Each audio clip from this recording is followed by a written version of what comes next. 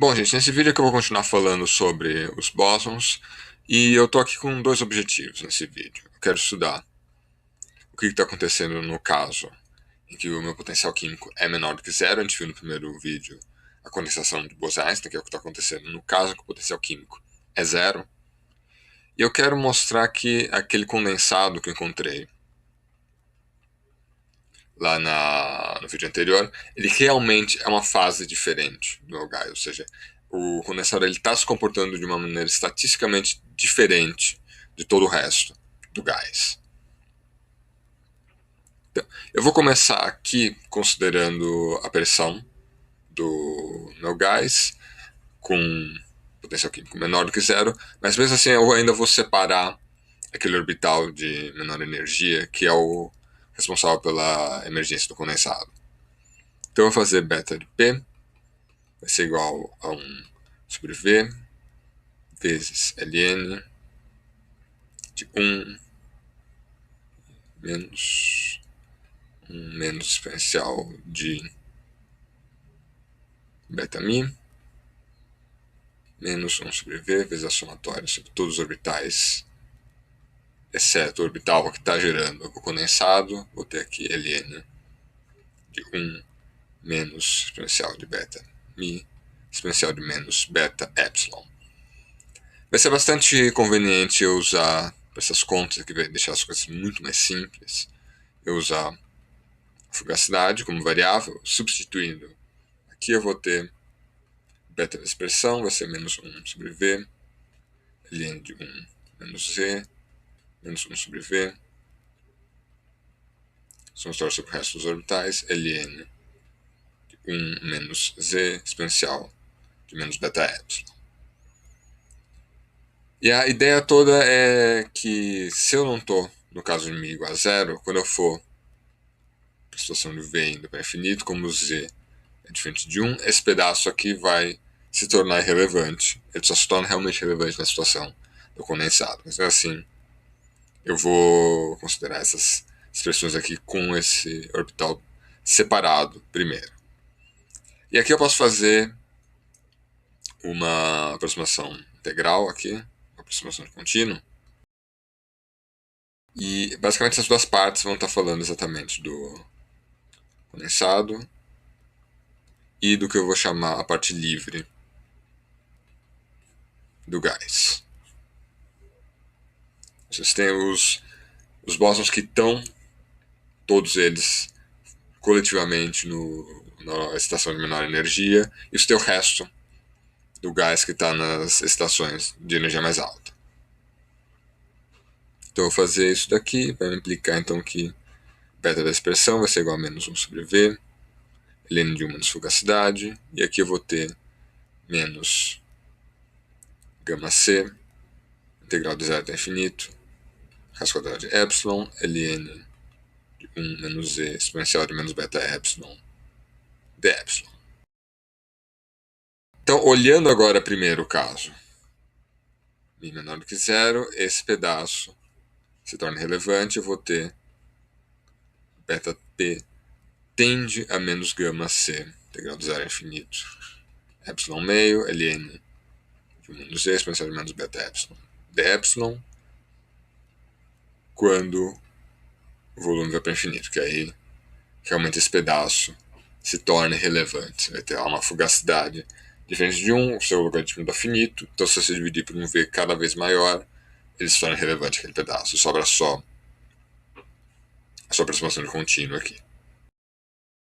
Eu vou querer fazer uma pausa aqui rápida e olhar essa integral, que essa integral aqui ela vai ser uma integral bastante importante para a gente tratar gás de bósons, e eu poderia ter feito essa integral parecer também no gás de fermions, mas eu resolvi fazer aquele caminho pela aproximação de Sommerfeld. Essa integral aqui ela pode ser escrita assim, integral de 0 a infinito, x elevado a n, ln de 1, menos uma variável z, exponencial de menos x dx, com a mudança de variável simples você consegue chegar aqui a partir daqui.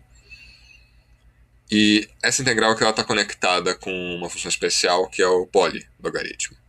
Isso aqui vai ser igual a menos n fatorial vezes li n mais 2 de Z, onde essa função Li ela é definida pela seguinte série, Ln de Z, somatória de K, indo de 1 até infinito, Z elevado a K sobre K elevado a N.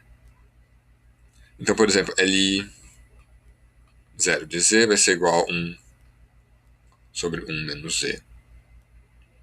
Li1 de Z vai ser igual a Ln de 1 mais Z, assim por diante. E essa função aqui ela tem algumas propriedades interessantes. Lembrando que essa série ela vai ser convergente para módulo de Z menor que 1. E duas propriedades vão ser bastante importantes para a gente nessa série.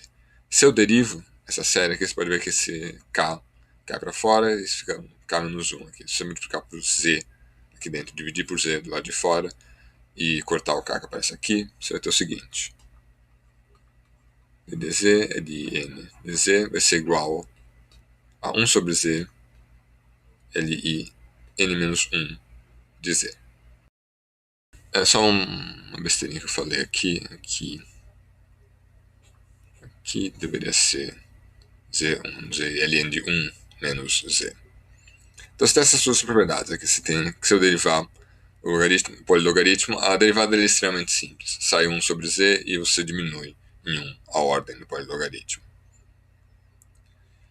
E uma outra propriedade que vai ser bastante importante, que é o limite de Z indo para 1, Ln de Z vai ser igual a função zeta em N. Exatamente porque a série vai concordar. Se você tirar esse Z elevado a N e colocar 1, você tem exatamente a série que dá zeta de Riemann. Então a gente vai estar mexendo aqui para fazer essa integral aparecer, só que nota que aqui é a situação em que o N é igual ao meio. E aqui seria um meio fatorial. A ideia é que você pode generalizar essa noção de fatorial para valores reais usando a função gama. O que entraria aqui, faria essa generalização, seria gama n mais 1. Isso aqui concorda com os fatoriais quando n é um número inteiro e vai permitir a gente falar de coisas no meio do caminho quando a gente tem essa noção de fatorial aqui. Então, olhando lá para a integral que apareceu, eu tenho lá beta de p é igual a menos gama c, integral de 0 até infinito,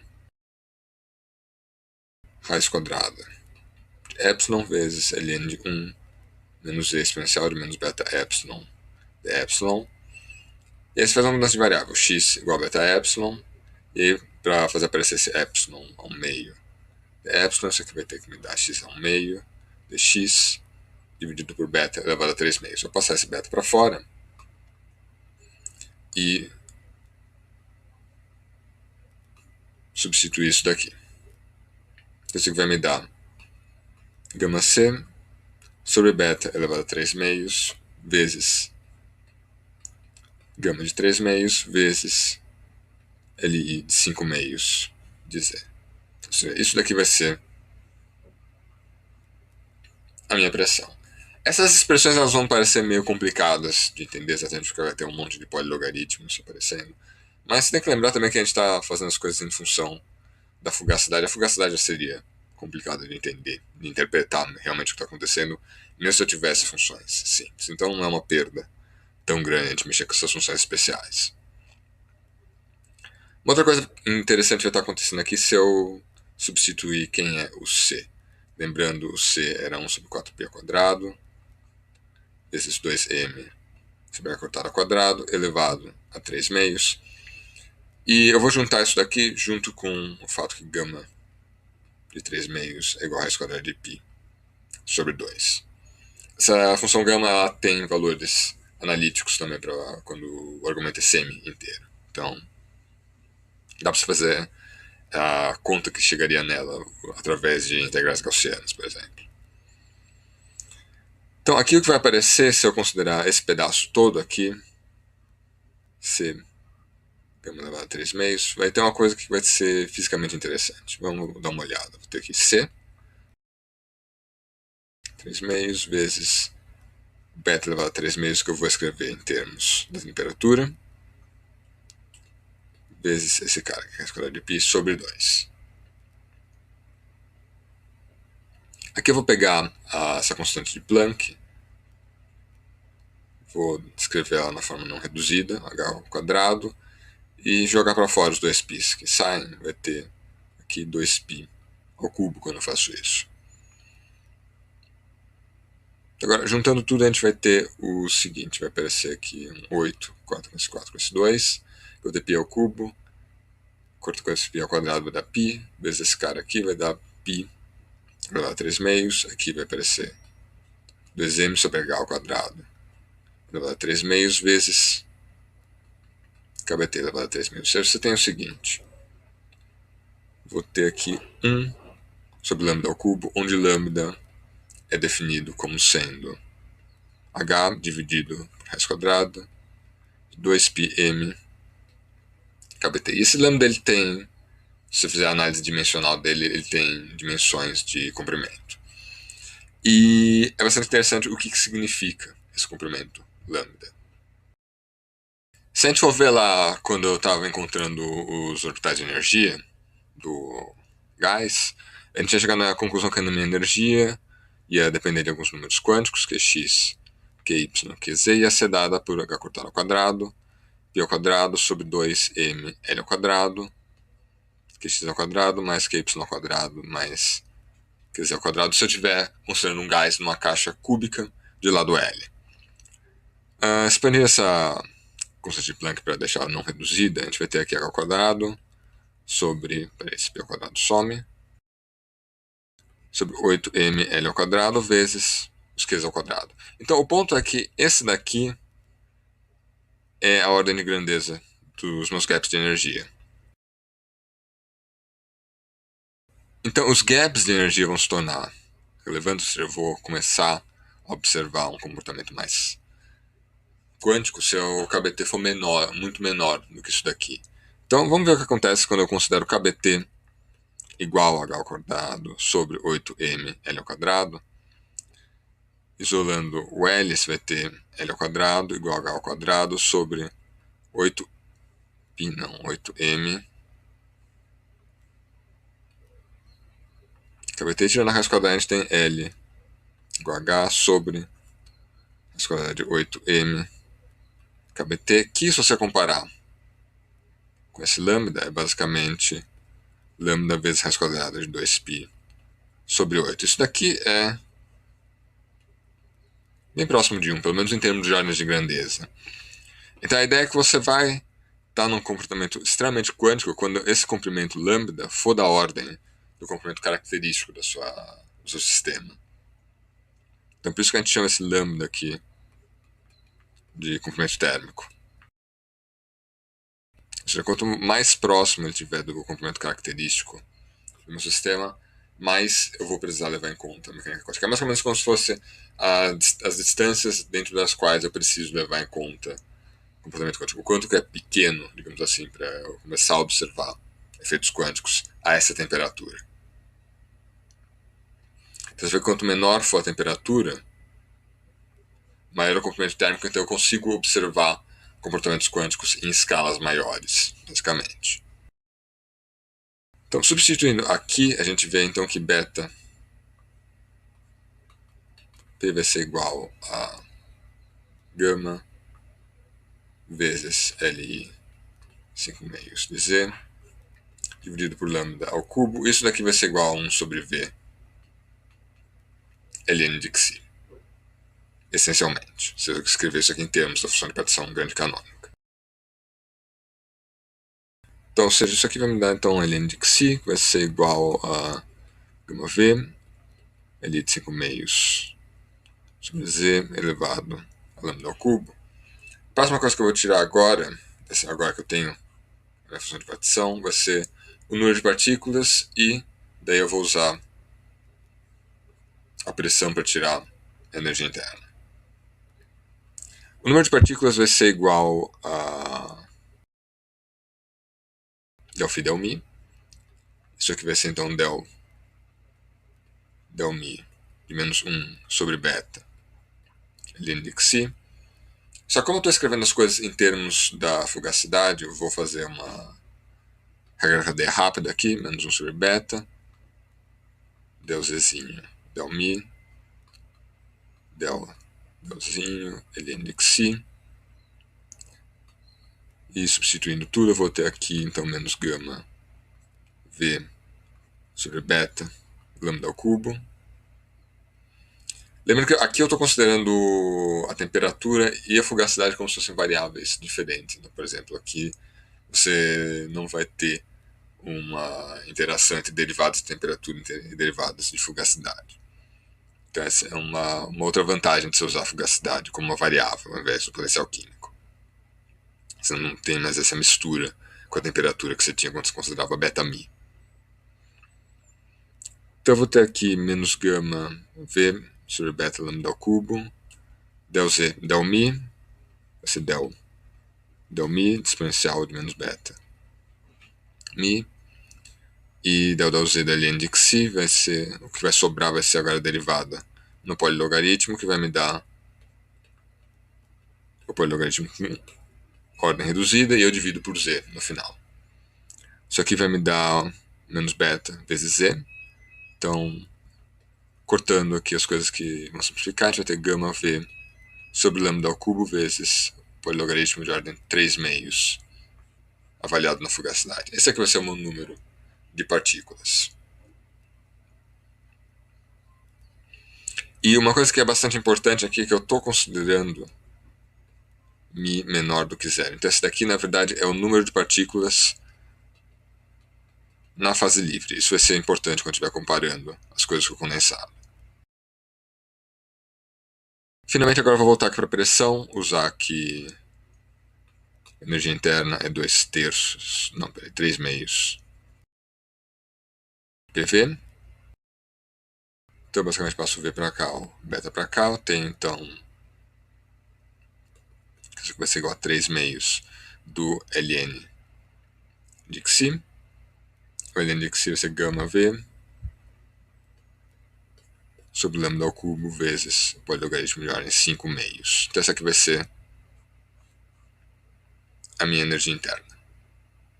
Agora, o que eu vou fazer para mostrar que o condensado realmente é uma fase diferente, eu vou considerar a capacidade térmica do sistema como um todo. Então eu vou basicamente pegar essa energia interna aqui e vou derivar ela com respeito à temperatura, mantendo o volume e o número de partículas constante. Vai ser um pouquinho chato fazer essa derivada com o número de partículas constante, exatamente porque a variável é a fugacidade. Então a gente vai ter que fazer um pouquinho de malabarismo aqui. Então, CV vai ser del U, del T, com V e N constantes. E fixar o volume é simples. O que vai ser chatinho vai ser fixar o número de partículas. Eu posso escrever essa derivada, então, como se fosse um jacobiano, del U, del N, del T, N. Então, aqui, isso aqui já implicitamente está me dizendo que o número de partículas não muda. E aqui eu vou fazer algumas regras da cadeia, só que agora em 2 dimensões. Então eu vou estar fazendo multiplicações de jacobianos. Como vai ser primeiro mais simples eu falar em termos do beta, deixa eu trocar o beta pelo t. Isso aqui vai me dar menos kb, beta ao quadrado, jacobiano de un com respeito a beta n. E aqui eu vou escrever isso aqui como sendo menos kb, beta ao quadrado, jacobiano de un com respeito a beta z vezes o jacobiano de beta z com respeito a beta e n. Isso aqui vai me dar menos kb beta ao quadrado. Vou ter realmente esse jacobiano, que vou ter que expandir daqui a pouco. Mas pelo menos ele já está nas variáveis que eu estou realmente mexendo no grande canônico. E agora isso daqui vai me dar 1 sobre del n, del z, mantendo o beta constante. Então aqui vai me dar menos kb, beta ao quadrado. Aqui a gente vai ter o determinante, que vai me dar o jacobiano, del u, del beta, mantendo o z constante. Del u, del z, mantendo beta constante, del n del beta, mantendo z constante, del n del z, mantendo beta constante, e aí no final se divide por del n del z, mantendo beta constante. Abrindo agora esse determinante e já simplificando algumas coisas, isso aqui vai me dar menos kb, beta ao quadrado, vezes del beta z, você vai ter esse termo com esse, só que vai cancelar esse segundo com esse. E aqui eu vou ter menos esse vezes esse dividido por esse. Então, vai ter del z com beta constante vezes del n, del beta com z constante dividido por del n, del z com beta constante. Então agora eu tenho 4 derivadas para fazer e substituir aqui. Primeiro vai ser, antes de fazer esse derivado, é só considerar que vai aparecer esse derivado em vários lugares. Então del lambda, del beta, se você abrir e você vê que isso é basicamente uma coisa que é uma constante vezes 1 sobre beta elevado a 1 meio, né? Então, não, uma constante vezes beta elevado a 1 meio. Então se você derivar, isso aqui vai ser basicamente lambda sobre 2 beta, ou seja, vai cair o 1 meio e diminui em 1 o expoente. Então você pode simplificar desse jeito, vai deixar bem mais simples, a gente considerar só isso. Então vamos lá, del n, del beta, mantendo o z constante, vai ser igual a gama v, li de 3 meios de z, vezes menos 3 sobre lambda quarta, del lambda del beta. Lembrando aqui que o n é gama v, sobre lambda ao cubo, li de 3 meios de z, e o u vai ser igual a 3 gama v sobre 2 lambda ao cubo, li de 5 meios de z. Então daqui você tira que del n, del beta com z constante, vai ser igual a menos 3 gama v, li 3 meios de z, sobre 2 beta, lambda ao cubo. A próxima derivada seria del n del z com beta constante. Aqui a gente vai simplesmente usar aquela propriedade do polilogaritmo, então isso aqui vai me dar gama v sobre z lambda ao cubo li de 1 meio de z. Próxima derivada que a gente tem que fazer é del u del beta, com z constante, isso aqui vai me dar 3 gama v sobre 2 li de 5 meios z vezes a derivada de 1 sobre lambda ao quadrado cubo, então vai ter menos 3 sobre lambda quarta, del lambda del beta, e aí isso daqui vai me dar menos 9 gama v sobre 4 beta lambda ao cubo, li de 5 meios z, e aí finalmente eu vou ter del u del z com beta constante. De novo, só aplico a propriedade do polilogaritmo, isso vai me dar 3 gama v sobre 2z li de 3 meios de z. Agora, substituindo essas 4 derivadas, essa aqui é a mesma, essa e essa. Nessa expressão aqui, a gente vai chegar na minha capacidade térmica. A gente vai ter CV, vai ser igual a menos KB. Já simplificando, vai aparecer uns beta quadrados aqui, mas não fazendo tudo explícito, vamos lá. Menos 15 gama V sobre 4 beta quadrado lambda ao cubo, li de 5 meios de C. E aqui vai aparecer 3 gama V sobre 2 beta lambda ao cubo, li de 3 meios, Z vezes, de novo, 3 gama V sobre 2 beta lambda ao cubo, Z vezes li 3 meios de Z. Isso aqui tudo vai ser dividido também por gama V sobre Z lambda ao cubo, li de 1 meio de C. Um monte de coisa vai cortar aqui. Esse beta quadrado corta com esse com esse e esse. Aqui aparece um lambda ao cubo que corta com esse, um z que corta com esse, um gama que corta com esse, um v que corta com esse. Então a gente vai ter que, depois dessa simplificação toda, CV sobre KB vai ser igual a 15 gama V sobre 4 lambda ao cubo LI de 5 meios de Z menos 9 gama V sobre 4 lambda ao cubo LI de 3 meios em Z ao quadrado dividido por LI 1 meio de Z. Agora, finalmente eu vou dividir pelo número de partículas, lembrando mais uma vez que o número de partículas vai ser dado por isso daqui, N igual a gama V sobre lambda ao cubo LI de 3 meios de Z. Então eu vou ter que CV sobre NKB, que é o que a gente sempre está indo atrás para conseguir comparar diferentes sistemas. Vai me dar 15 quartos vezes LI 5 meios de Z, LI de 3 meios de Z, que vai me dar 9 quartos, LI de 3 meios de Z, LI 1 meio de Z. É bastante legal olhar como é que fica o gráfico disso daqui. Vai ser uma coisa assim. Aqui a gente vai ter, quando o Z vai para 1, essa aqui é a situação que eu estou tendo com iniciação, ou seja, o Mi está indo para 0. Aqui, e apesar de parecer que você tem uma divergência aqui, na verdade não, porque se lembrar o limite quando o Mi vai para 0 significa que o Z está indo para 1. E o que vai acontecer é basicamente o seguinte, o LI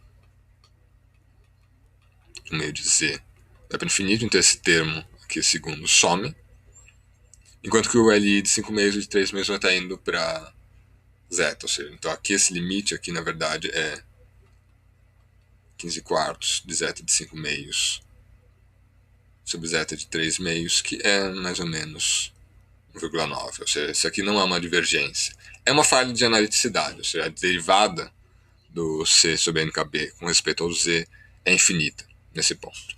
Isso é um tipo de assinatura que você pode ter quando você está tendo o surgimento de uma nova fase. Você começa a ter falhas de analiticidade nas coisas que você está calculando.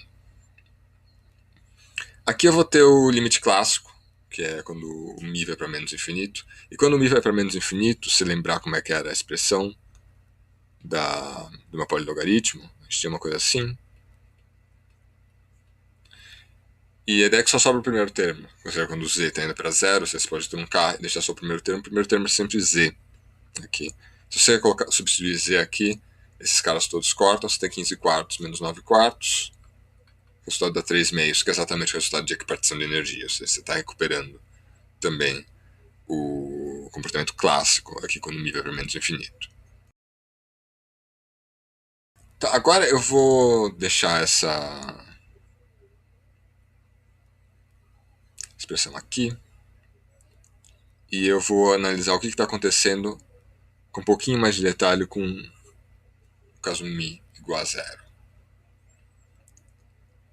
Basicamente o que eu vou fazer vai ser tomar o limite dizendo para 1 em todas as expressões que eu cheguei. Então o número de partículas que vai estar fora do condensado, né, que é exatamente essa coisa toda que a gente está calculando está vindo lá daquela aproximação de contínuo, vai dar então gama V sobre lambda ao cubo, e aqui eu tinha polilogaritmo de 3 meios. Nesse limite ele vai dar zeta de 3 meios. E a minha energia interna vai dar 3 gama V sobre 2 beta lambda ao cubo. Aqui eu tinha polilogaritmo de 5 meios no limite. Ele dá zeta. Então vamos ver agora, essa situação que o meu potencial químico se tornou zero no sistema, como é que está a capacidade térmica. Então eu vou ter a capacidade térmica, só tenho que derivar isso aqui com respeito a beta, vai me dar menos KB. Beta ao quadrado derivada disso daqui. O Z já está sendo feito contínuo, constante. Isso aqui vai me dar o seguinte. Beta vezes o espaço que não tem nada a ver com temperatura, 3 gama V, zeta de 5 meios, sobre 2, vezes agora a derivada do beta junto com o lambda ao cubo. Isso daqui vai me dar o seguinte, del da beta, 1 sobre beta lambda ao cubo. Então, menos KB, beta quadrado, 3 gama V, 7,5 sobre 2. E aqui vai dar menos 1 sobre beta quadrado, lambda ao cubo, menos 3, beta lambda quarta vezes a derivada do lambda com respeito ao beta. Agora esse beta quadrado corta com esse. E o que a gente tem no final do dia é o seguinte, CV, já dividindo por KB, vai dar 15 gama V, zeta de 5 meios,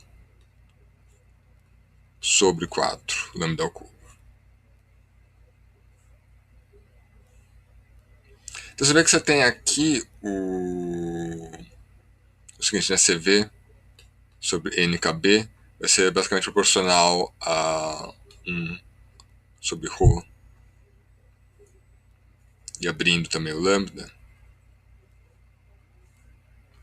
você tem temperatura 3 meios sobre ρ. Então, o calor específico está indo para zero, como ele deveria ir quando a temperatura vai para zero. Só que isso aqui parece contradizer a expressão que eu cheguei aqui, que quando eu tomasse o limite de z indo para 1, eu deveria ter isso daqui. Na verdade, isso daqui é uma coisa bastante interessante que está acontecendo. Por que isso daqui não é simplesmente 15 quartos de zeta de 5 meios sobre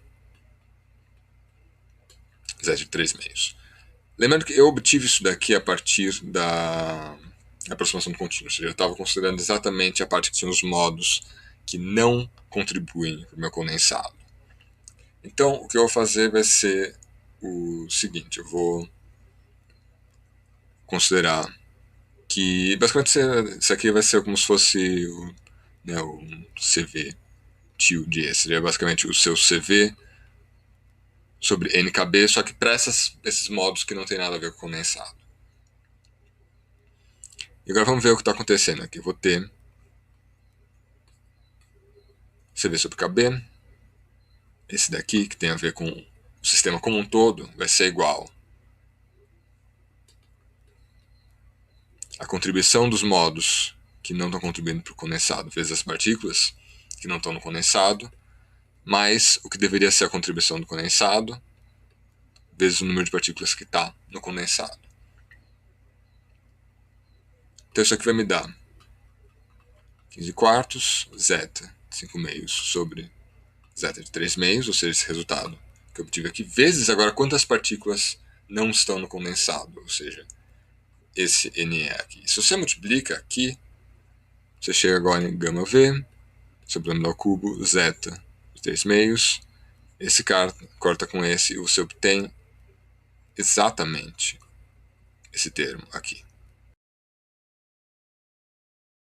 Ou seja, você não tem, na verdade, nenhuma contradição aqui. O ponto é que S cara é zero. Ou seja, a capacidade térmica do condensado é zero. O que faz sentido você parar para pensar, porque ele não muda de energia. A energia dele é sempre zero, mas a temperatura não é zero. Se a temperatura está mudando, mas a energia dele não está mudando. Então ele realmente tem capacidade térmica zero. Então você realmente tem duas fases. Você tem uma fase lá do condensado, que tem capacidade térmica igual a zero, e você tem se a capacidade térmica molar já em unidades dimensionais dela é zero, e você tem uma fase gasosa, que vai dar lá os 15 quartos de zeta 5 meios, zeta de 3 meios. Ou seja, você tem uma coexistência dessas duas fases. Uma coisa pictoricamente parecida com como você tem, por exemplo, água e gelo juntos. É a mesma substância, mas você tem comportamentos estatísticos em duas regiões diferentes. Aqui é ligeiramente diferente porque não é uma condensação no espaço real, é uma condensação no espaço de momentos. Então, essa imagem do água, gelo e vapor não é 100% precisa, mas a ideia básica é a mesma. Você tem duas fases, você tem duas partes do seu sistema que estão com comportamentos estatísticos diferentes. Finalmente, eu vou só olhar a pressão, olhar, já tirar de cara aqui da energia interna, e a pressão vai ser igual a 2 U sobre 3V, então você tira aqui, a minha pressão vai ser igual a gama sobre beta, lambda igual a 3 meios, zeta de 5 meios, então você tem uma pressão que é proporcional a T elevado a 5 meios, ou seja, você não tem um análogo bosônico para o que era a pressão de Fermi. Quando você vai para o zero absoluto, a pressão no gás de bósons realmente vai para zero.